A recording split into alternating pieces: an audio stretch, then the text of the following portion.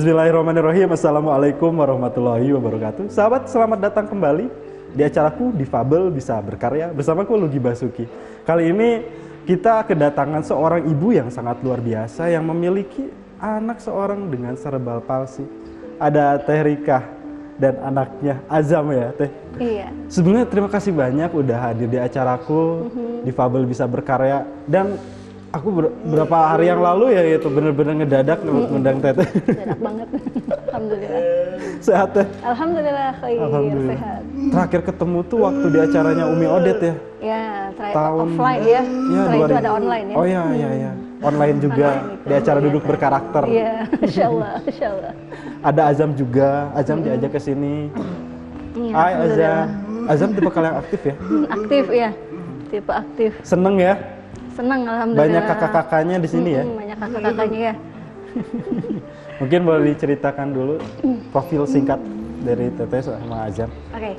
Bismillahirrahmanirrahim. Assalamualaikum warahmatullahi wabarakatuh. Kang Lugi, hatur nuhun, jazakallahu khairan katsiran sudah bisa diundang di acara yang luar biasa ini. Nama saya Rika ya, Rika Yulianti Windriani.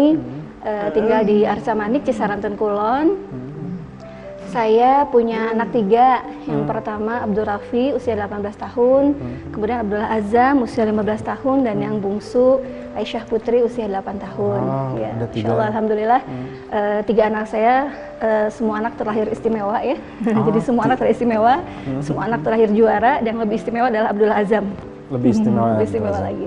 Azam lahir dalam kondisi cerebral palsy, ya, atau istilah awamnya adalah lumpuh otak. Kelumpuhan otak. Kelumpuhan otak. Tapi kalau secara mentality? Nah, kalau tipe Azam itu tipe yang disebut dengan global delayed. Jadi semuanya mengalami keterlambatan. Pertama dari segi fisik, fisik ya terlambat perkembangannya. Kemudian mentalnya disebut mental retardasi atau keterbelakangan mental. Mungkin bisa dilihat usia 15 tetapi seperti usia di bawah ya gitu. Kemudian dari segi IQ pun kalau di tes IQ itu ukurannya masih di bawah. Di bawah ya. Normal ya. Ya. Aktif juga ya. Aktif, Sangat aktif alhamdulillah. ya. Sangat aktif. Alhamdulillah. Azam seneng ada di MKTV. Seneng gak deh. Ini usia 15 tahun baru ada senyum sosial. Oke. Tadinya cuek aja gitu, Tadinya mau cuek, ketemu ya? sama siapa gitu.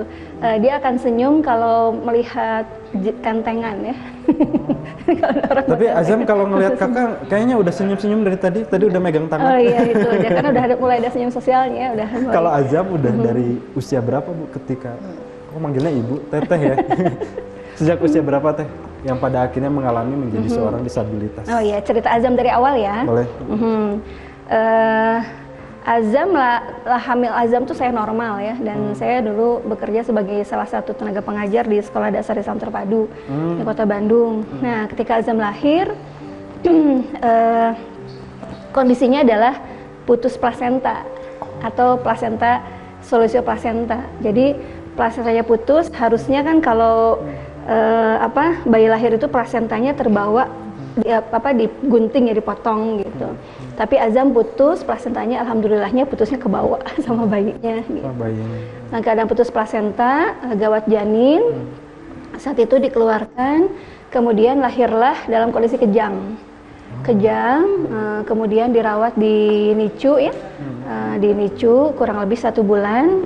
Nah, dari situ sudah ketahuan kan di CT scan dan lain-lain itu ada kerusakan di otaknya, dan kerusakan otaknya cukup luas. Otak yang masih baik itu hanya di otak bagian tengah kalau tidak salah hasil CT scan-nya. Jadi apa yang menyebabkan berakibat apa dengan kerusakan otak tersebut? Ya karena otak adalah pusat segala pengaturan ya untuk tubuh kita. Akhirnya ada beberapa organ yang tidak bisa diatur, dikendalikan oleh otak. Contoh dari segi bicara 15 tahun masih belum bisa ya. Kemudian masih ada drawling atau ngeces, itu belum bisa mengontrolnya. Kemudian dari sisi jalan berdiri belum termasuk ya? Untuk berpikirnya juga. Makanya dokter sampaikan ini disebut dengan global delayed, jadi global keterlambatan yang menyeluruh gitu, insyaallah. Waktu itu eh, apa yang dirasakan teh ketika ternyata ketika melahirkan ya. Setelah melahirkan itu saya sempat bingung, ini kok tenaga medis kayaknya sibuk ya gitu ya. Saya tuh ya udah lahirin kok dicuekin gitu. Ternyata semuanya fokus ke bayi gitu, karena tidak ada, subhanallah, seperti tidak ada kehidupan gitu loh Kang. Makanya langsung masuk ke NICU dengan ventilator dan lain-lain gitu. Sudah, terus saya pendarahan juga.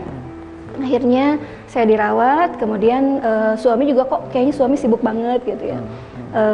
Belum cerita, suami juga dokter belum cerita. Tapi yang menarik adalah ketika di ruang perawatan ya, Azam di NICU kan tidak dirawat gabung. Suami saya ngasih hadiah. Apa hadiahnya? Kira-kira apa ya buat ibu melahirkan hadiahnya? Apa ya, boneka? Bukan, hadiahnya buku. Hadiahnya buku, judulnya Berpikir dan Berjiwa Besar.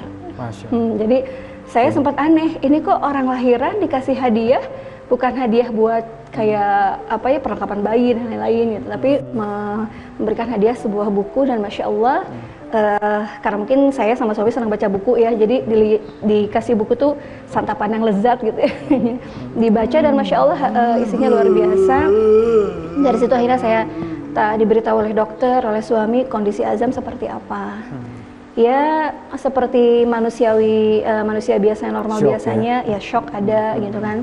Bahkan dari keluarga menyarankan untuk segala macam lah gitu ya, melaporkan dan lain-lain. Tetapi pada intinya akhirnya memang ya mau gimana lagi, diterima aja gitu. Tinggal nanti kita berpikir ke depannya seperti apa. Ada gitu. Proses yang namanya tawar-menawar pada akhirnya dengan Gusti Allah. Ya Allah, kenapa seperti ini? Gitu ya. Pasti ada penyangkalan gitu ya, ada pertanyaan gitu seperti apa gitu, insya Allah. Itu prosesnya berapa lama teh ketika pada akhirnya saya menerima? Kalau proses untuk bisa ridho, menerima, ikhlas itu ya sampai sekarang kan. Jadi nggak bisa tiba-tiba kita langsung, jadi kadang-kadang ada kan masa-masa dimana kita ketika lihat anak orang lain gitu ya misalnya, atau mungkin kita merasa usia segini mengurusnya juga lelahnya tidak biasa gitu kan. Ya pasti kan manusiawi ya, ada rasa lelah, capek gitu kan, kadang ada marah gitu. Ya itu proses kita menerimanya sampai sekarang. Dan proses penerimaan itu ya akhirnya kan kita banyak belajar ya. Jadi cara kita menerima, kemudian cara kita untuk bisa lebih easy going untuk melakukan segala hal yang Allah berikan itu ya memang harus diucapkan. Misalnya, ya Allah saya ikhlas gitu, ya Allah saya ridho gitu dengan kondisi. Kadang-kadang kalau ibu-ibu kan ngangkat udah berat, aduh pinggang, aduh ini gitu. Karena sih pada akhirnya tuh si alur jalannya itu atau alur takdirnya yang ngebawa kita menjadi berbicara, ya saya ikhlas gitu untuk menerima ini gitu.